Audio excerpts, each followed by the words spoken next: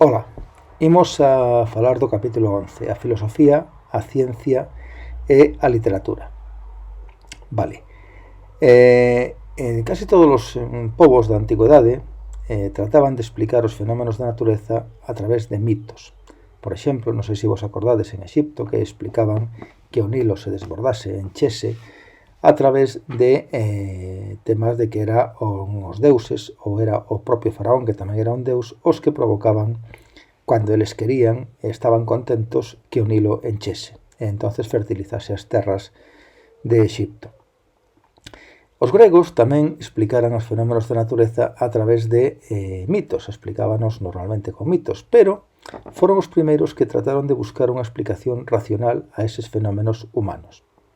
Entonces é por eso que se di que foron os gregos os que inventaron a filosofía e a ciencia.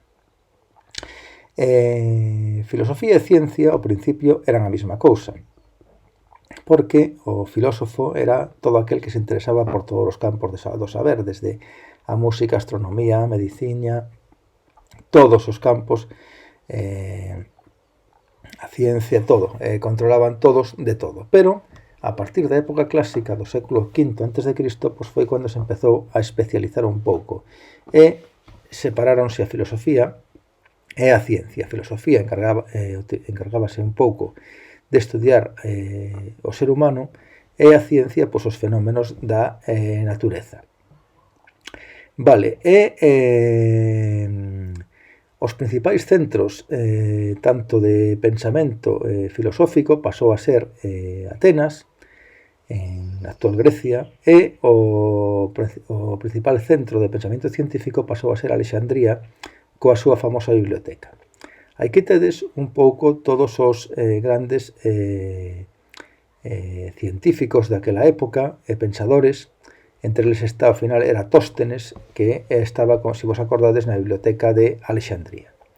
Pero, eso non quero que aprendades, todo ese cuadro, pero sí saber que os principais filósofos gregos foron estes tres que vos cita aí, Sócrates, Platón e Aristóteles, que os tres estaban en Atenas, e que os tres foron, Sócrates foi mestre de Platón, Platón de Aristóteles. E Aristóteles, se vos acordades, foi o preceptor de Alexandre Magno, o fillo de Filipo de Macedonia, que contratou o seu pai para que o educase. En ciencia, pois destacan Pitágoras e Arquímedes, que vos teñen que sonar por de física e de matemáticas. O teorema de Pitágoras é o principio de Arquímedes. Arquímedes era un auténtico crack. Aquí temos, el era de Siracusa, en Sicilia, e Siracusa estaba sendo ameazada por unha flota que quería destruir a cidade. E el, para defender Siracusa, o que fixo foi proxectar con espellos, concentrar rayos solares sobre esos barcos da flota para así quentar esos barcos e acabar queimándolos. Un auténtico crack, o tipo este de Arquímedes. Vedes aí un pouco alguna ilustración de como sería o que fixo con esa flota. Bueno, despois, Heródoto está considerado o primeiro historiador. Outros historiadores importantes pois foron Tucídides, que escribiu unha historia da guerra do Peloponeso, ou Xenofonte tamén, outro gran historiador. Vale, e pasamos un pouco á literatura. A literatura, os gregos, pois, destacou sobre todo a poesía e o teatro, que foron os inventores do teatro. En poesía, o máis importante autor foi Homero, que escribiu a Ilíada, que ia sobre a guerra de Troya, que daquela chamábase Ilión, Troya. E tamén escribiu a Odisea, que era a volta de Odiseo, ou Ulises, despois da guerra de Troya, a Ítaca, que era a súa cidade. Outro poeta tamén importante foi Píndaro, que Píndaro escribía sobre todo ensalzaba os atletas que vencían nos Xogos Olímpicos. Se vos acordades que cando volvían as súas cidades eran considerados como semideuses. E despois o teatro, eso sí que é unha auténtica invención grega. Para que inventaron o teatro? Pois inventaron o teatro para explicar sobre todo os mitos e a mitoloxía, a religión grega, que era bastante difícil de entender e a xente non a coñecía, e se a representaban a través de obras de teatro, pois era máis fácil que a xente se fora quedando con ela, que fora aprendendo. Eso eran as traxedias. Os autores máis importantes de traxedia eran Esquilo, Sófocles e Eurípides. Na miña época había unha regla mnemotécnica para aprendelos que era Eurípides, nome Sófocles, que te Esquilo.